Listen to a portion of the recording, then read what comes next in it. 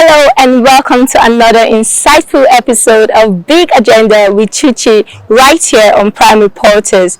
Big Agenda is back, better, bolder and more engaging. And on today's episode, we'll be talking to a very special guest. He is a seasoned journalist, a grassroots politician and the current spokesperson of the 10th Senate at the National Assembly. His name is Distinguished Senator Yemi Adaramodu. Stay tuned. So first of all, I want to say big congratulations to the 10th Senate. Yeah. For the past 2 years, 844 bills has been presented. 96 has been passed, while 52 has been signed into law by the president. Yeah, and that shows a great relationship between the legislative and executive. Between the executive and the legislative is the prolific.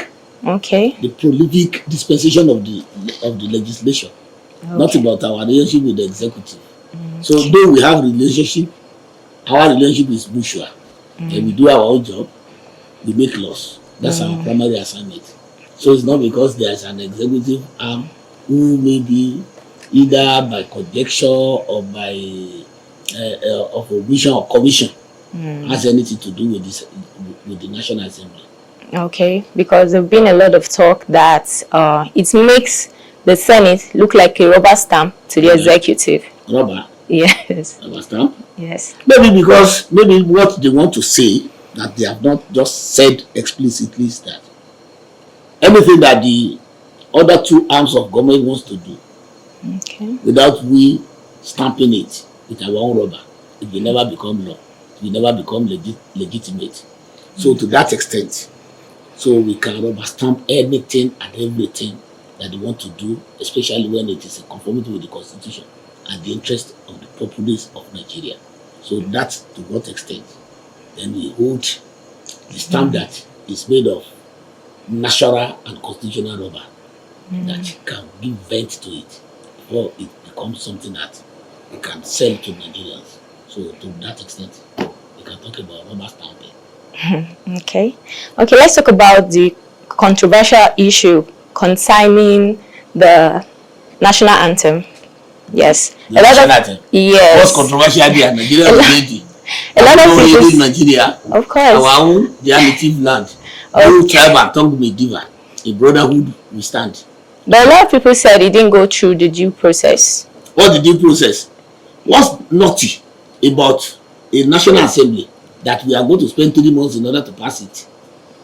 So if there's any law, if there's any bill that comes from within or outside that comes to the National Assembly, if there's no opposition to it, then must we waste time over it?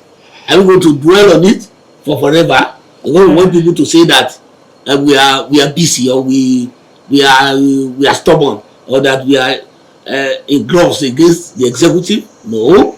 So it came, and we saw it, and then it went through the first reading, second reading, and then we opened it to debate among members. Never debated. We sent it back for public hearing. People came, lawyers came, CSOs came, and then we closed it after when there was nobody against it.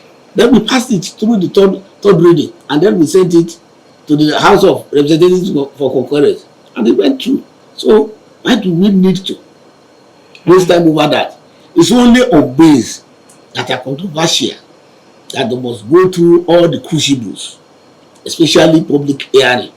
So when people are diverse and divergent in their views and opinions about a bill, then definitely we have to tarry and make sure that we get the aggregated positive voice of Nigerians before we can pass it into law, like the tax bill. 4 bills came. So many people raised so much uproar, almost opprobrium, almost a lot of hypocrisy went into it.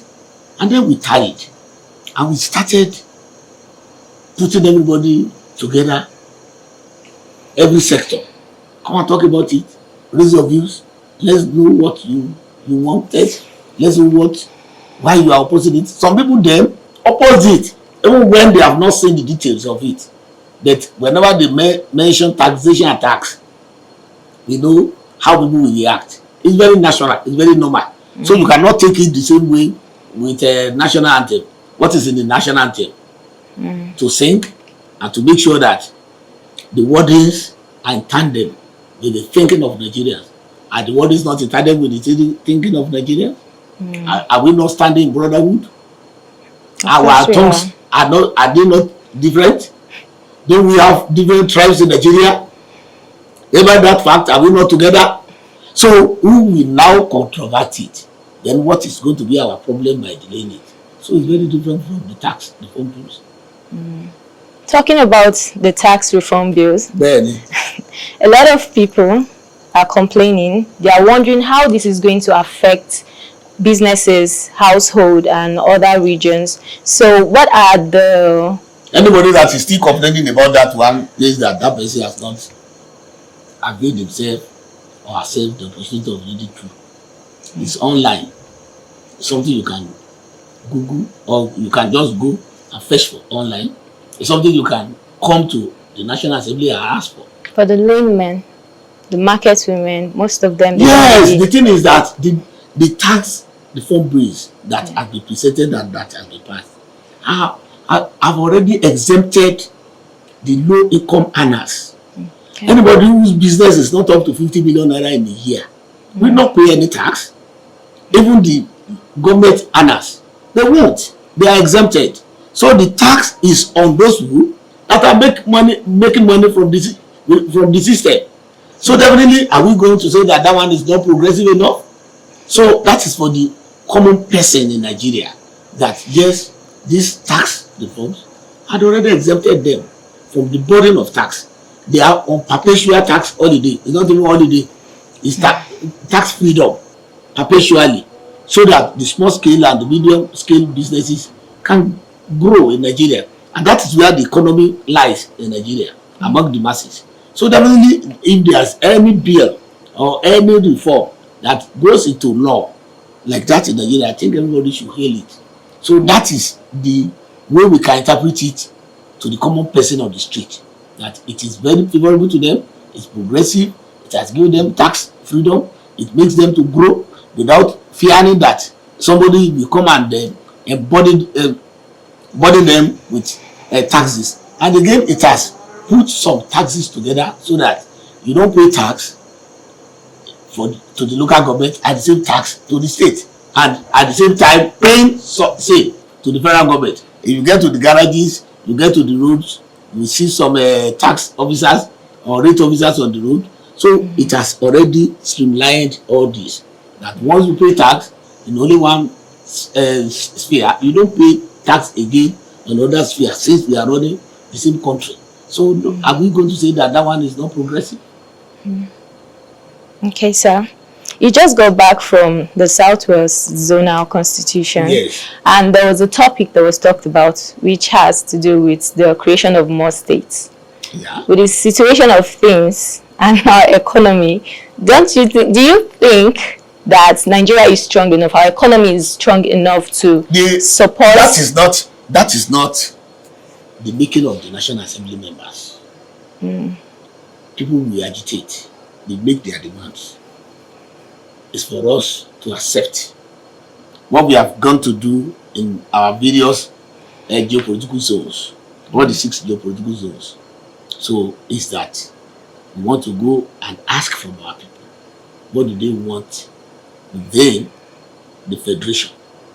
Some people will say maybe state police, the creation of states, creation of more local government areas. Yes, we have to accept all those, put them together, then come back to Abuja, decide them, then open this up again to public hearing. So when we get to public hearing, all sectors will be involved. So that's where we are going to debate. It doesn't mean that if I have a demand as a community, either is going to be accepted or it's not going to be accepted at the end of the day, I have to make my demand. That is democracy. True. That is choice. That is how democracy should run. That is how governance should run. It should open itself up for people to contribute, for people to make their demands. That's why they say the majority will have their way, the minority will have their say. So let everybody as a minority come in to have his or her own say. So by the time it comes to the majority, which the National Assembly will aggregate and then sit on. So by that time we know which states can make it or which states cannot make it. Then if it is not apt for us in Nigeria to create more states, then we will decide it. But it's not going to be in the opinion, the partial opinion of the National Assembly to determine or to decide that yes, because governance, just to reduce the body of governance, so we are not going to create states. If it is very pertinent, if Nigerians want it, there's nothing we can do about that one. It is Nigerians. So they own their government, they own the system, and they own whatever fiscal responsibility that the system will take from the money that accrues to the general purse of the federation. So it is not in our own position to determine and to decide that on our own. Where we are going is this: very soon there is going to be a security summit organized by the 10th Senate, whereby all the critical stakeholders will come there and contribute. We open it up to both young and old, men and women, everyone. It's not going to be a talk show. It's going to be a serious, in-depth talk among ourselves, including the security agencies and agents. So we aggregate and then see where and what Nigerians want us to do more with what we have done and what we are still doing. And secondly, we are talking about state police. It came up in almost all the regions where we went to for this interface with the constituents on the proposed amendment to the constitution. So that's state policing, and then that one will be considered. That's there. Then another thing is that, which is very pertinent and which is very generic, is that in the budget, the National Assembly has already done a lot, done an appropriation to make sure that some which is very handsome went to the security, so as to make sure that they do not lack the necessary basic military infrastructure that can assist in protecting Nigeria and Nigerians. And I don't think the military has ever come up and said that the National Assembly has not appropriated enough for them. And like I usually say, some people will ask, are you monitoring? Yes, we do monitor. The only way we can monitor is to ask questions if there is any breach. If there is any resurgence, we can now call the leadership of the security agencies to question, which we always do. Especially this year alone, we have called them to question almost 7 times. Last year we did the same. And then we will find out that in some weeks back, the spate of kidnapping had already slowed down. But don't let us say we have reached El Dorado on that one. We are still working on it too, and the security agencies in Nigeria, especially the military, we want to commend them for what they are doing. So, and we are talking to them again to do more and make sure that we stamp this out. There's no country in the whole world where it is free from criminals or crime. Yes, there will be, but the ability and capacity of the country to curtail and make sure that anybody that commits such crime are apprehended timelessly. That is where we are now working on with the security agencies. And again, like I said, while doing our oversight functions on the security agencies and agents, we will not go to Sambisa Forest with them. We will not be counting how many bullets they have expended or how many helmets did they lose in the war. But the only thing we want to know is that, are we on the path of winning the war against insurgency, against Boko Haram, against the kidnappers, against bandits, and against the terrorists generally? The answer that I can give now is that we are fairly better than it used to be. Before, it used to be everyday kidnapping.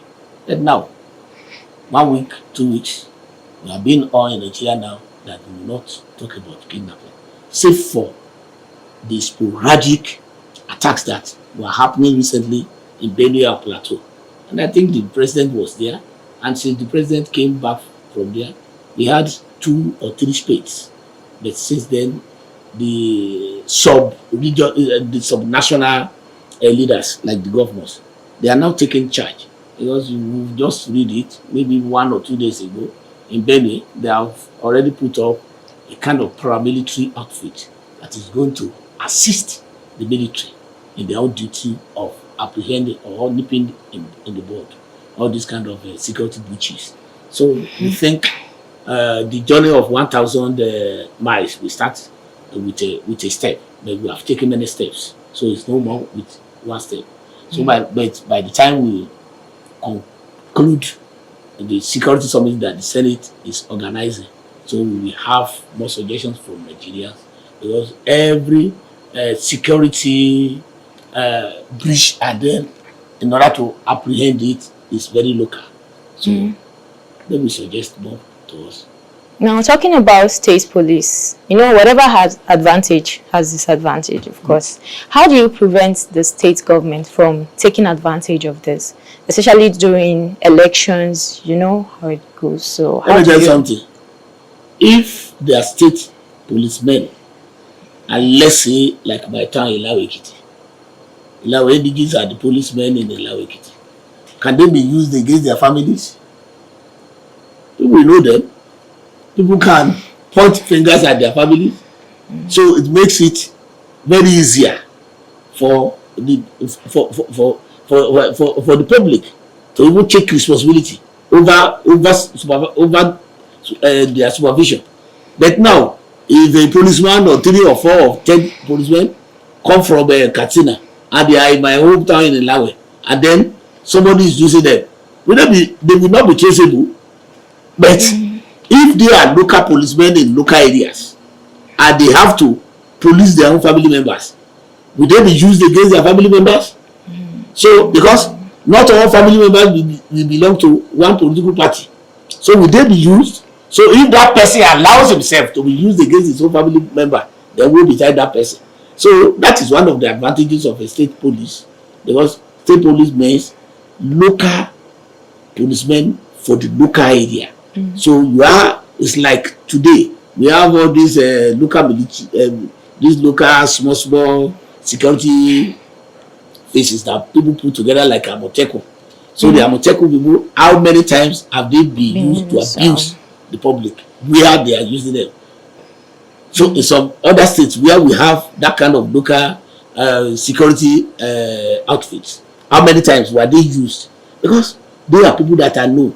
They are people that we know their families. They are people that if they come very near you, you can point fingers to. They are people that you can go to their parents and go and report them. So that's why it is very difficult for Amoteco brigade to do anything against local people where they are operating in the southwest. But when you have a policeman whose father, whose mother, whose ancestors don't know, and they are in the place, they can be used. So, and I don't think any governor will like to use the security agencies in order to destabilize his or her own government. I don't think anybody reasonable can do that one. But as it is today, is it not the same governors that are even buying vehicles and even guns and bullets for the policemen that they are in the states? Are they not? So can they influence them too negatively? Can they? Have policemen anywhere before that people have been accusing them this and that? Were they from the states where they are operating? No, really. Now, finally, sir, people call you POS, which stands for Point of Solution. That's quite a name. ATM. So now, sir, can you tell us what you've done for your people so far? About me? And what you plan to do? About me? Yes, sir. Number one is that I would have told you to visit my constituency and ask what I have done that make people to call me either POS or ATM. The thing is that when you have an ATM machine If you have your card and you have your PIN number and there is network, when you start, something will come out. Meaning that whenever you come to me, you will not come and just go away like that without anything or with empty hands. That's my own nation. But politically, and then as the representative of the people, I don't just put it in mind that my own is just to come to Abuja to make laws.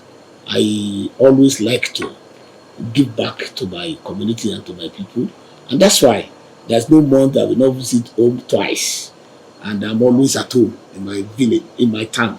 It's not a village, my town. That I will visit my town, I'll be there, and I will sleep there. I don't go to any other town, either state capital, to go and sleep. I stay where I am born, and then people will always come, and I will listen to them, because it's by their benevolence and the grace of God that I am in Abuja. And I think I should give back so much to them. And the first thing I can give back to them is attention. I have to be accessible to them. I have to take their problems as my own problems, apart from physical contribution that I've done. In my 2 years as a senator, there's no local government out of the 6 local governments and major towns that I've not touched. Either building of clinic, either palace the construction, either hall the construction, either potable water, industrial boreholes, street lights. So I've done so much. Either in the transformers for electricity supply, bringing them in, installing them, and making them to work, and some communities where they have not gotten light for the past 9 years, so I've lit them up. So then policies, like I said, then even some are under construction that I'm still going on with, like market stores, modern market stores, not the ramshackle market stores. Then pavilion and palaces like that of Kere Palace. So much like that I've done. And then besides that, I've assisted so many young ones to get employment, especially federal employment. I've solicited for them. By now, in my reckoning, I've assisted 47 of my constituents who are graduates. Apart from the ones in the Federal College of Education, which I've done, 11 of them are there. So as several, I've assisted to be in the police, I've assisted to be in the fire service, I've assisted to be in all those areas, Navy and the Air Force. So I've done all those things. And like I said, and like you rightly posited as a POS, I make sure that God has been very kind to me that the POS has never run dry. It has never run dry, and it will not run dry, because I give back to the people, and then because like I always tell them, they send me to Abuja. So whatever comes to me in Abuja, even as my allowances or salary, we own everything together. So we own everything together, and then I make sure that I advocate for them always and every time and every day. And I don't play politics with them. So it doesn't matter whichever party you are. So once you are from my constituency, it is the South Central District, I will listen to you. And I listen to everybody and everyone. Thank you very much, distinguished, for your time. And that is it on today's episode on Big Agenda with Chuchi. Make sure you follow us on all platforms for more news updates and behind the scene. My name is Comfort Chukele, and see you soon.